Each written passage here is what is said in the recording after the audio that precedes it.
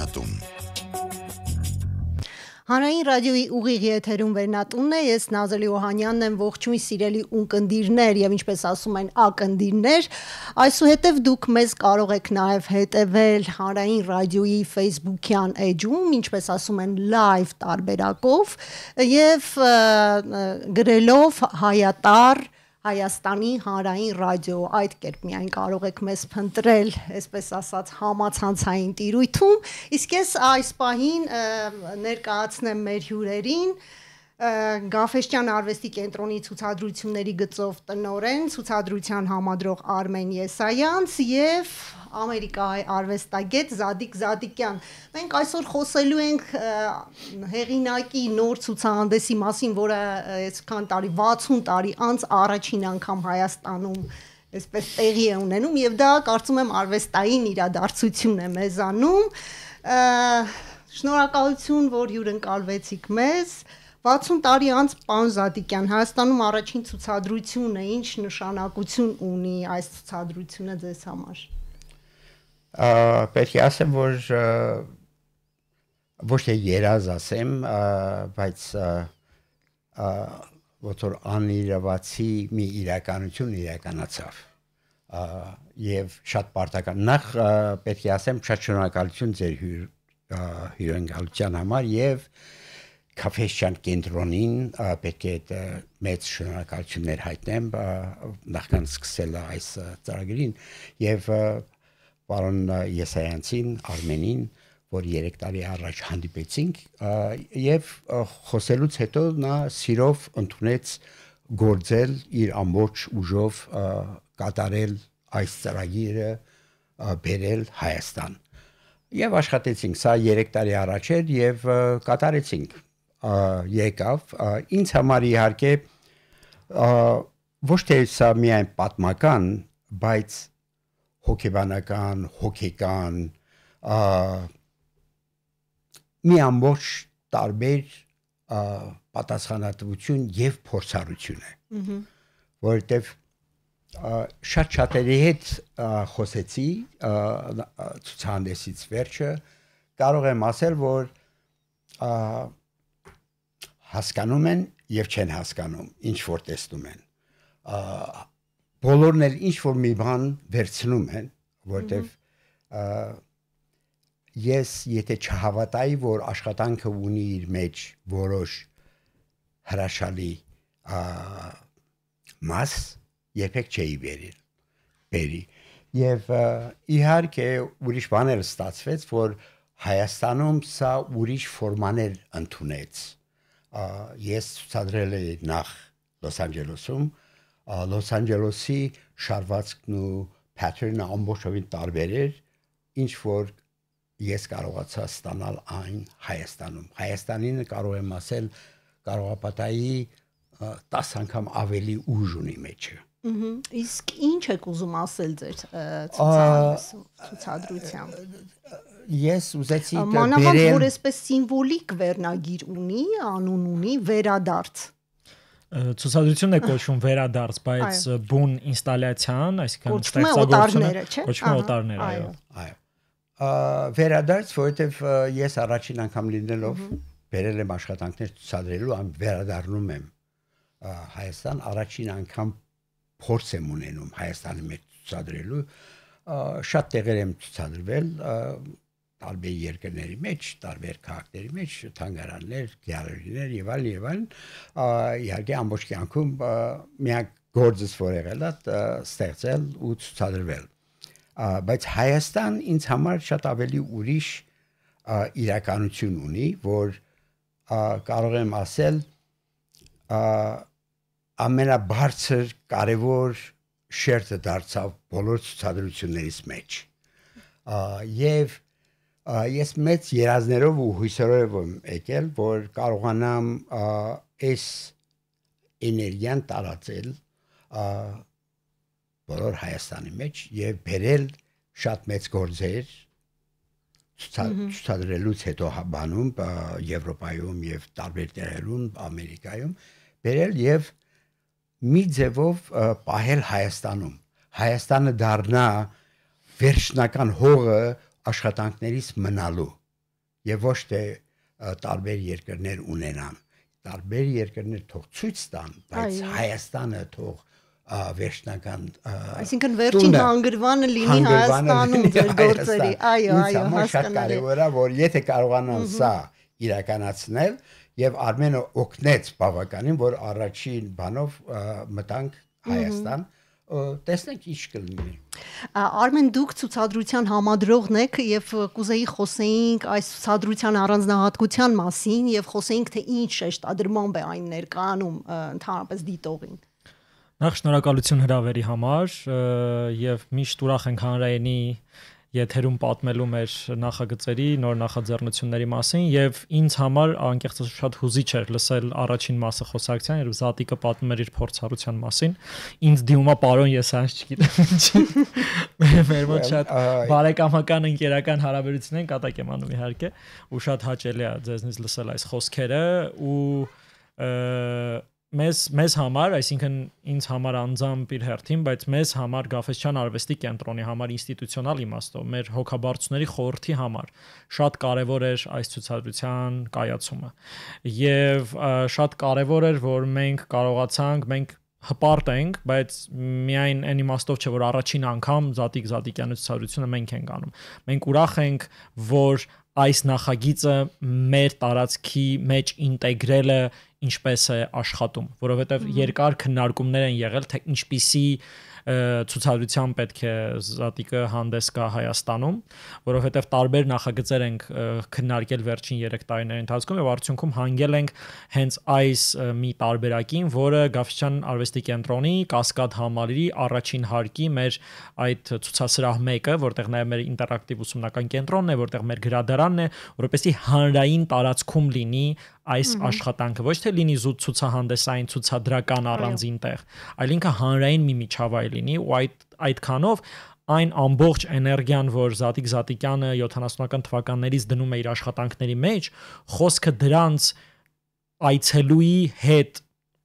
փոխհարաբերությունների մասն է, այսինքն երբ նրանք այնքան իմերսիվ են, որ այցելուն հայտնվում է ստեղծագործության մեջ, արվեստային տիրույթ, հա, այդ ստեղծագործությունը կայանում է, դառնում է ամբողջական մարդու այդտեղ գտնվելու արդյունքում, ինչպես ինքը ոսկե պատում էր սենյակներ, շենքեր եւ մարդիկ նույնիսկ իր արվեստանոցը, որտեղ ես բախտ ունեցա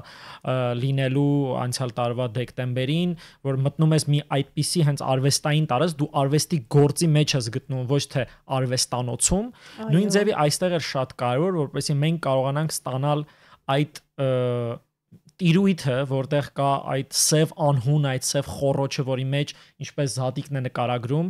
այդ ոսկու միջոցով մենք ստանում ենք մեծ պայթյունը, որը իր մեջ ունի տիեզերական տարբեր շերտեր ու նաև այդ մարդկությանը միավորող էներգիան, որը ոսկին է, այդ ոսկու փոշին, որ կա ոնց որ տիեզերքում ցրված է, մենք բոլորս մի տեղից ենք գալիս եւ այդ տարածքով անցնելով, քանի որ մենք պատը ստեղծելու վրա, այդ սև պատը, այդ անունը ստեղծելու վրա ավելի երկար ենք աշխատել, քան ինստալացիայի, որովհետև շատ կարևոր է ստանալ այդ հատուկ վիճակը, որ մարդիկ երբ անցնեն, այդ ստվերների արտացոլանքը լինի եւ մարդը կարծես հայտնվի այդ աշխատանքի մի մասը դառնա, որովհետև ինչ է իրանից ներկայացնում օտարներ ստեղծագործում, դրանք դեմքեր են, սկսած մի քանի միլիմետրից մինչև հսկա ավելի մոնումենտալ աշխատանքներ, բայց բոլորի մեջ, նույնիսկ այդ փոքրիկ նմուշների մեջ, որ ծրված են հարյուրավոր մասերից է բաղկացած աշխատանքով, երբ կլինեն տարածքում կտեսնեն, որ դրանց բոլորի մեջ կա շատ մեծ կոթողային ուժ, նույնիսկ փոքր աշխատանքներ, այդ օրինակն եմ բերում, որ նույնիսկ որպես ոնց որ ժայռ լինեն, իսկ որովհետև այդ ֆորմաները, որոնցով աշխատում է արվեստագետը, որովհետև քանդակագործ է ի սկզբանե եղել, չնայած շատ տարբեր ձևերով է ինքը աշխատում, շատ տարբեր ֆորմաների մեջ է եղել իր ողջ ստեղծագործական կյանքի ընթացքում, բայց այդ քանդակագործային, այդ ծավալային մտածողությունը, մոնումենտալ մտածողությունը կա ու մարդը կարծես այդ տարածքում դառնում է այդ մոնումենտի մասը, բայց ոչ միայն զուտ ֆիզիկական իմաստով, այլ նաև գաղափարական, փիլիսոփայական իմաստով, որովհետև ինչ ասել է թե օտարներ, որտեղ օտարները շատ հետաքրքիր ձևով հենց ինքը արվեստագետն է բացատրում, որ նախ դա այդ ֆորմաներն են, որոնք օտար են հենց իրեն, որտեղ ինչպես է ստանում ինքը այդ ֆորմաները, շատ սա էլ հետաքրքիր պահ է, որ երբ մենք խոսում ենք արվեստի տեսակների մասին, օրինակ համար չգիտեմ, գեղանկարի տեխնիկան կտավ յուղաներկն է, օրինակի համար, չէ՞, կամ գրաֆիկայից ենք խոսում մատի թուղթ։ Այս պարագայում շատ նուրբ մի բան է ասում հենց ինքը արվեստագետը, որ այստեղ ոչ միայն կավն է, որի հետ աշխատել է, կամ հետագա գիպսը, որի վրա կան այդ ոսկե թերթերով ինքը այսինքն ստացել է այդ աշխատանքն, այլև բնական ուժը բնության տիեզերքի կողմից, որ կա մեր երկիր մոլորակի վրա, դա գրավիտացիայի ձգողականության ուժն է, որովհետև այդ ֆորմաները ինքը առաջին հերթին ստացել է ձգողականություն ուժով, որովհետև բաց է թողել օդի մեջ եւ այդ կավի այդ չձևավորված ֆորման հարվածել է հատակին, հետո այդ բնական ձևի վրա ստացել է այդ ֆորմաներ, որոնք դեմքեր են, բայց ոչ միայն դեմքեր են ուղիղ իմաստով, այլև շատ տարբեր իմաստներով։ Իսկ դրանք նախ օտարներ են, որտեղ մենք միշտ ինչ որ օտարների մեջ ենք գտնվում, բայց նաև կարելի է դա հասկանալ օտարներ ֆորմաների տեսանկյունով, օտարներ տիեզերական իմաստով, ովքեր են այն օտարները, որոնք կարող է այցելեն, կամ մենք որտեղից ենք գալիս, որտեղ շատերը տեսնում են այդտեղ նաև ինչ որ այդպես բան, այլ մոլորակայինների կերպարներ, ինչ ասես կարելի է այդտեղ տեսնել, որովհետև մենք էլ չգիտենք որտեղից են գալիս, բայց մենք գիտենք, որ մեզ բոլորիս մարդկանց միավորում է այդ տիեզերքի այդ մեծ պայթյունը, որտեղից այս ամեն ինչը ծնվել է։ Ու այդ բոլոր իմաստները երևի շատ ավելի ուրիշ իմաստներ կան աշխատանքի մեջ, որ ես կարողա չտեսնեմ, ինքը արվեստագետը կարող է այդ իմաստը չտեսնի, բայց այցելուն իր համար կարող է ուրիշ բաներ տեսնել այս աշխատանքի մեջ։ Շատ լավ, ինձ շատ հետաքրքիր է ներողություն, որ ընդհատում եմ, Արմեն, պարոն Զատիկյան, ինչպես եք մտահղանում հերթական գործի, ասենք, գաղափարական, տեսեք, Արմենը բացատրեց եւ շատ բազմակողմանիորեն բացեց ձեր թեման, բայց ինձ շատ հետաքրքիր է, թե նախ դուք ինչու եք որոշել, որ ոսկու հետ պիտի գործ ունենաք եւ աշխատեք ոսկիով եւ դա էլ կապ ունի ընդհանրապես մտահղացման հետ։ Այո, շատ ճիշտ եք ասում, որ երբ որ Նյու Յորքում էի ապրում, որ ապրել եմ Նյու Յորքում 23 տարի, երբ որ Բրիջետ Սերայի արվեստանոցում իր օգնականն եմ եղել, եւ անընդհատ այն շրջանի մեջ ենք ես ապրել, որ բոլոր արվեստագետներն էին Նյու Յորքի ամենակարևոր արվեստագետներ, Ռաշենբերգից սկսած, Բրիջետ Սերաներ, Քսուտ, տարբեր անուններ մի քանի տալով իրենց հետ բոլորի հետ դուք աշխատել եք, բոլորի ստուդիոները մտել, դուրս եմ եկել Andy Warhol եւ այլն, բոլորի հետ, որտեղ սրանք բոլորը որոշ շրջանի մեջ էին, ինչպես որ Հայաստանում քայլելու բան կա, հաճելի տրամադրություն կա, ասենք պարապություն չկա, մարդիկ կան լեցուն, գնում էինք բոլորի մոտ եւ անընդհատ մեր խոսակցությունը արվեստագետների խոսակցությունը լինում էր նորանոր ձևեր գտնել արտահայտվելու, նյութեր գտնել աշխատելու Անես ժամանակ ես գնացի այնտեղ, որ մինիմալ արվեստները արդեն սկսել էին ու սկսում էին զարգանալ ու Բրիջետ Սերան նրանց հայրերից մեկն էր։ Այո։ Եվ ես բախտի բերմամբ թե պատահմամբ իր մոտ մտա ու իրար շատ հավանեցինք, ինքը շատ գոհ մնաց իմ էներգիայից եւ այսեւով սկսեցինք։ Հիմա երբ որ անընդհատ խոսում ես, օքեյ, Մալևիչից, ռուսական կարևոր արվեստագետներից, որ նրանք abstract գործերի մեջ էին ավելի շատ, քան թե ասենք քյուբիստներն ու մյուս արվեստագետները Ֆրանսիայում կամ Եվրոպայում, ֆյուչուրիստները եւ այլն, so ինչպես ամերիկյան արվեստագետները ուզեցին փոխվել եվրոպական արվեստագետներից, ուրեմն սկսվեց 50-ական թվականներին, որ Արչիլ Գորկին, De Kooning եւ այս ձևով անընդհատ խոսակցությունը գնում էր, զարգանում էր նույն ձևով մինչև 70-ական թվականները, թե ինչպես մենք կարող ենք ձերբազատվել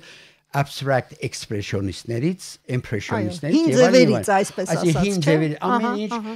10 տարի առաջ էր արված, դրանք որովհետեւ ինչ որ մի բան նոր վերեցին որպես փորձառություն եւ արվեստի աշխարհի մեջ նորություն, նոր տեսնելու ձև, մտածելու ձև եւ իհարկե այս բոլորը գալիս է less is more, այսինքն քիչով կարող ես ավելի շատ ասել, քան թե շատով քիչ ասել եւ մինիմալիստական մոտեցում, այո, որոշ փիլիսոփայություն ձեր գալիս եւ հիմա ես ընկել եմ բայց այդ մինիմալիզմը եւ ոսկին իրար հետ անհամատեղելի չէ, ոսկին կարծես թե ինչ որ ճոխության նշան է, չէ։ Ոսկին ճոխության նշան է, բայց ոսկին երբ որ օգտագործում ես շատ բարձ ձևով, minimal ձևով, երբ որ ոսկեպատում ես ամեն բան, երբ որ միկրոֆոնն ու սեղանն ու գեդինն ու առաստաղն ու ամեն բան դառնում են ոսկի, այդ դեպքում ոնց որ ձուլես ոսկով ամբողջ տարածությունը եւ մտնես մեջը։ Այդ դեպքում շատ մինիմալ է, դրանից ավելի մինիմալ չես կարող լինել որպես նյութ։ Ինչպես որ Richard Serra-ի աշխատանքները երկաթով էին։ Այո, այո։ Երկաթի մեջ էր մտնում եւ իր ամբողջ ասենք gift, ինչ որ ինքը տվեց, ինչ որ բացեց արվեստի արձանագրության մեջ, որ մտնես աշխատանքի մեջ։ Եվ ոչ թե կանգնես եւ նայես աշխատանքին։ Այո, մտնես արվեստի տարածք, հա, այդպես։ Արվեստի տարածք։ Ես էլ մի քիչ ավելի հեռու գնացի, ոչ թե արվեստի տարածք, որտեղ արվեստի տարածքի մեջ ինքը մտցնում էր, բայց ոչ գերինն էր արվեստ, ոչ էլ գլխիդ վրան էր արվեստ։ Բայց ես բռնեցի ամեն բան արեցի ոսկի, այդ դեպքում դու մտար արվեստի մեջ, մի տարածության մեջ, որ չգիտես, եթե սա ոտքի տակնա, թե գլխիդ վրա է, թե առաջը տա, սա ուրեմն դառնում է եւ Richard Serra-ն ասեց, դու ասեց մի հատ այնպես քացի խփեցի, ասեց, ստեղ, ինձ ասեց, you kicked ass, just like that. Սա այսինքն մեծ compliment եւ իրականություն էր եւ դրանից հետո նույնիսկ ինձ ասեց, որ էլի իմ ստուդիոյում ինչ ես անում, այսինքն ինձ, so առաջի գործը, որ ես արեցի իր հովանավորությամբ, ամբողջ գալերին, պատերասրահը, դեղին traffic, դեղին ներկեցի, spray սանում։ Այսինքն այն traffic դեղինը, որը Նյու Յորքի փողոցներում շատ հանդիպում է, դրա համար ասում traffic դեղինը, դեղինը, որ հենց ճանապարհների համար է։ Ճանապարհները ամենտեղ, դեղինը կամ լույսը, երբ որ դեղին է, հետո նոր կարմիր է դառնում սեմաֆորների բաների վրա։ Իսկ այդ ընդհանրապես այդ դեղինը կամ ոսկին ինչ որ էներգետիկ նշանակություն ունի եւ ինչպիսի է, էլի հետաքրքիր է։ Անկասկած, որ նայում ես օրանջը, դեղինը, սրանք արևը, սա էներգիա է, ասի symbolically, եւ նույնիսկ առանց սիմվոլի էլ, երբ որ նայում ես դեղինը էներգիա ունի, ասենք կապույտը ուրիշ տեսակ բան ունի, նշանակություն ունի, ավելի սառնա գույնով, գույների մեջ կարմիրը արդեն արյունն է եւ այլն, սրանք էներգիաներ են տարբեր տեսակի։ Ես միշտ սիրել եմ դեղին եւ տաք դեղին։ Բոլոր դեղիններն սիրում եմ, բայց ասենք լեմոն դեղինը տարբեր է, բայց ասենք օրանջը ավելի տարբեր է, նարինջը։ Բայց հետո զգացի, որ ես նկարիչ չեմ, օգտագործում եմ յուաներկ, սպրեյ եմ անում։ Ման եմ գալիս նյութ եւ որտեղ մինիմալիստների ժամանակ բոլորը նյութերից էին գալիս անելու աշխատանքներ, ուրեմն ման եմ գալիս մի նյութ, որ կարողանամ դարձնել իմ նյութս եւ այդ նյութը որպես արձանային մոտեցմամբ կարողանամ ոսկեպատել կամ ասենք անել գործերս տարածություններ եւ Նյու Յորք հայլած ժամանակս Նյու Յորքի մեջ տեսա շոկոլադի ցած բան այդ ֆոյլներ որ կան փաթեթավորում շոկոլադը ֆոլգա մի կողմը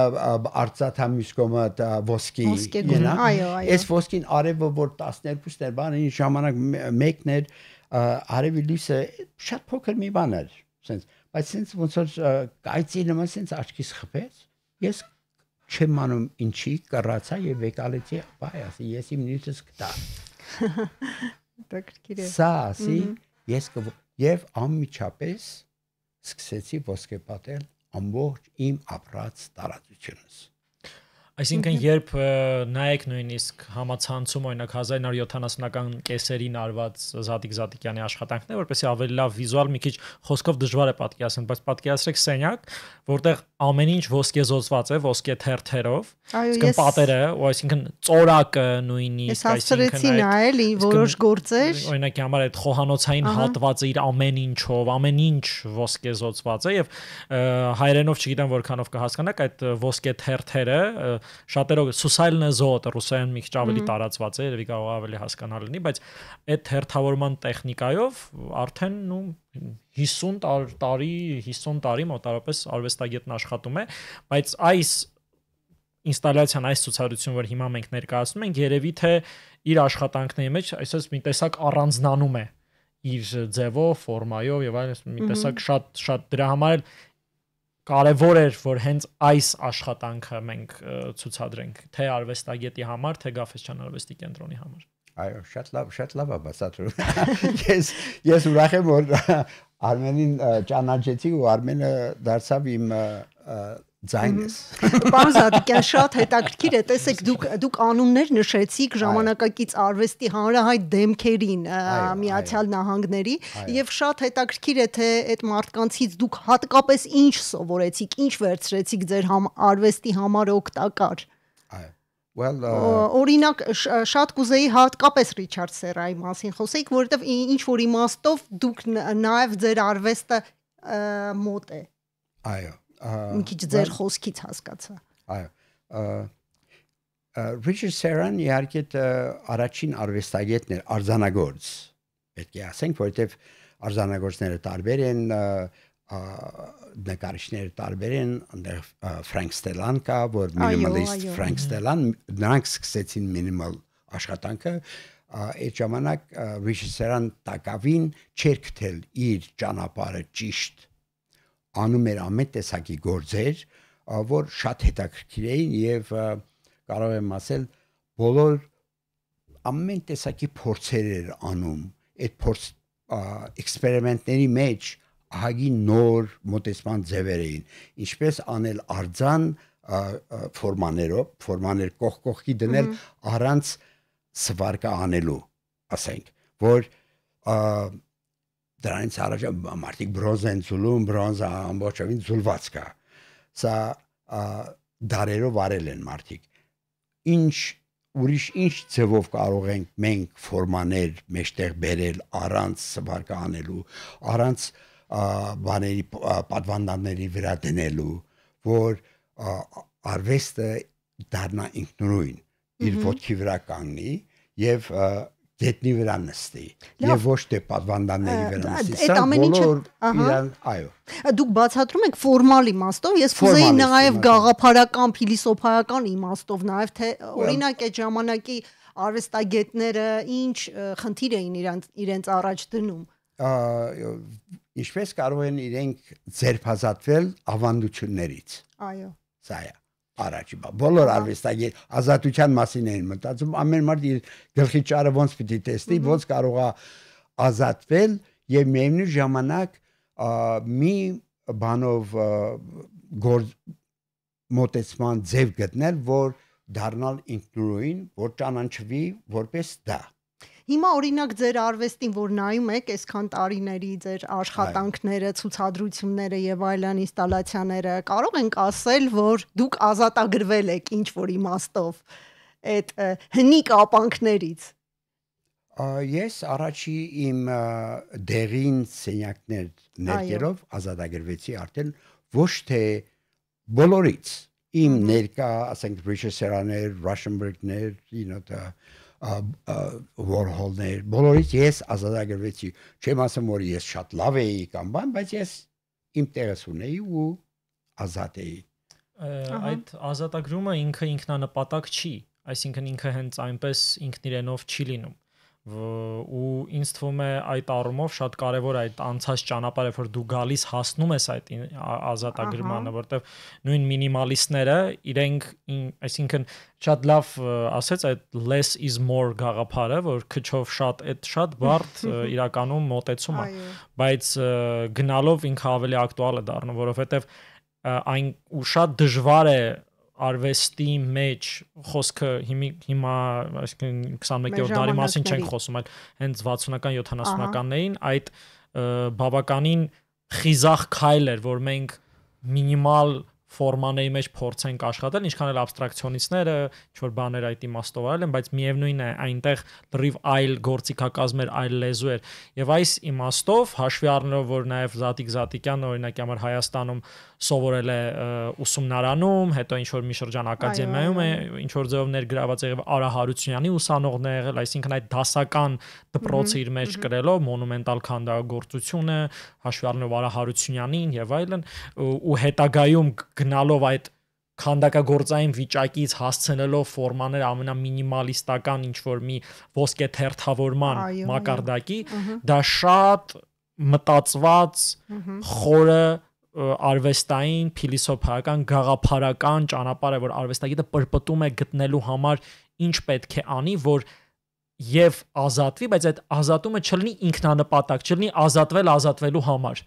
Զուտ անեմ նենց բան, որ լինեմ տարբեր, բայց դրա մեջ ոչ մի բան չլինի։ Այսինքն դա լինի մտածված, այլ ոչ թե ինքնանպատակ։ Եվ այն բոլոր արվեստագետները, որ կմնան պատմության մեջ, իրենց այդ քայլերը եղել են աուտենտիկ, եղել են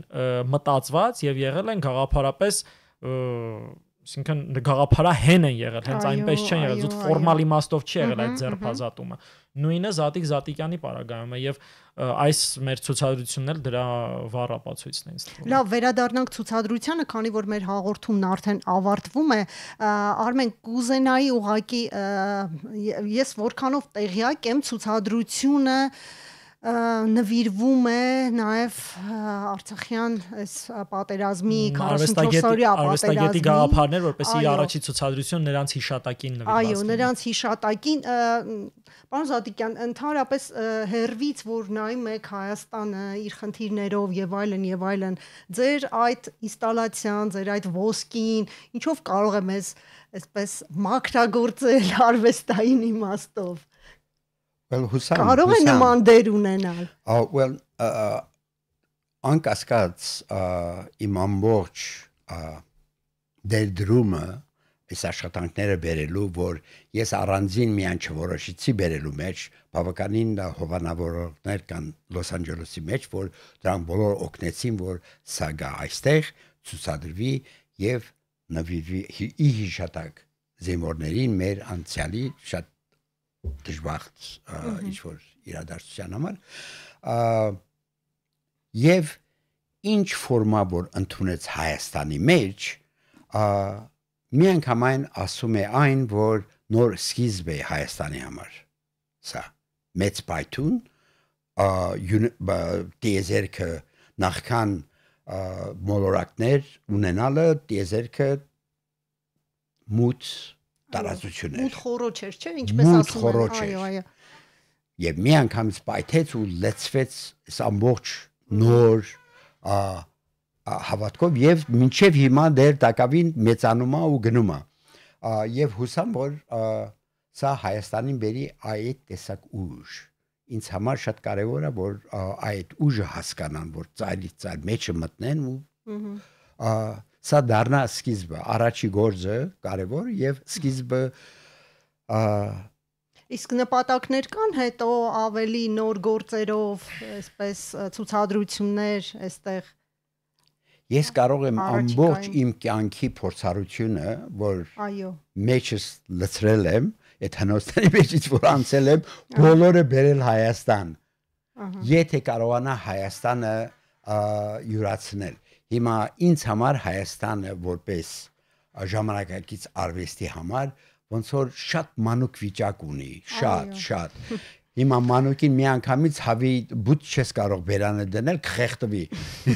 Ես բերել եմ մի բան, տեսնենք, հիմա կամած պետք է համբերատար ձևով շարունակենք։ Արմեն շատ կարճ կարող է Գաֆէսճյան արվեստի կենտրոնը յուրացնել պարոն Զատիկյանի արվեստը, այսպես, եթե վերվի։ Ցուցահանդեսային իմաստով միանշանակ այո, հետագայի իմաստով չեմ կարող ասել ամեն դեպքում դա մեր հոգաբարձների խորհրդի որոշելիքն է, բայց մի բան միանշանակ է, որ Գաֆէսճյան արվեստի կենտրոնը մեր հոգաբարձների խորհրդով հանդերձ շատ երախտապարտ են Զատիկյանին, որ հնարավորություն եղավ նման համագործակցության եւ հուսով եմ, որ նման 60 տարվա դադարից հետո սա չի լինի առաջին ու վերջին, այլ կլինի առաջին ու հետագա բազմաթիվ ցուցադրություններից, բազմաթիվ նախագծերից առաջինը, բայց նաև ոնց որ պիոները, բայց ոչ վերջին։ Շատ լավ, շնորհակալություն հետաքրքիր զրույցի համար։ Ես ռադիոլսողներին հիշեցնեմ, որ Գաֆէսճյան արվեստի կենտրոնում Զատիկ Զատիկյանի վերադարձ խորհրդանշական վերնագրով այդ ցուցադրությունը կարող եք դիտել մինչև այս տարվա վերջ։ Իսկ ես ձեզ հիշեցնեմ, որ իմ հյուրերն էին այսօր Ամերիկայի արվեստագետ Զատիկ Զատիկյանը եւ Գաֆէսճյան արվեստի կենտրոնի ցուցադրությունների գծով տնօրեն եւ ցուցահանդեսի համադրող Արմեն Եսայանցը։ Զրույցը վարեց Նազելի Օհանյանը։